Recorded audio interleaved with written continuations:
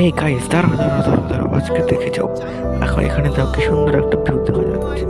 এরপরে আমার মা আজকে কি রান্না করলো দেখে নাও।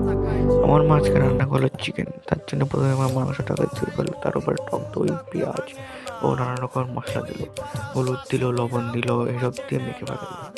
দেখো মেখে ফেলাচ্ছে, মাখার পরে কিছুক্ষণ ধরে রেখে দেওয়া লাগবে। রাখার পর মাংসটা অনেকটা খেতে ভালো হবে। তারপরে আমার উনুনে জাল ধরে এলো।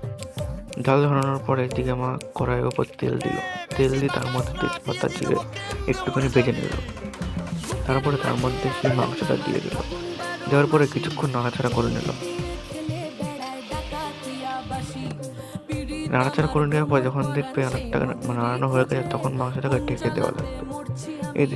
এদিকে ঢেকে দিলাম। এদিকে দেখো গেছে আমাদের রান্নাঘরের পেছনে কত সুন্দর লঙ্কা গাছ, আরও অনেক রকম অনেক কিছু গাছ হয়েছে। এদিকে মাংসটাকে তুলে ফেলে একটুখানি নাড়িয়ে কষানো যখন হয়ে যাবে, তখন এর মধ্যে জল দিয়ে দেওয়া লাগবে। জল দেওয়া হয়ে গেলে পরে এর উপর একটুখানি স্বাদ মতো লবণ এবং গরম মশলা দিয়ে দেওয়া লাগবে। এবং আমাদের মাংসটা একদম পুরো রেডি হয়ে গেছে খাওয়ার জন্য এখন।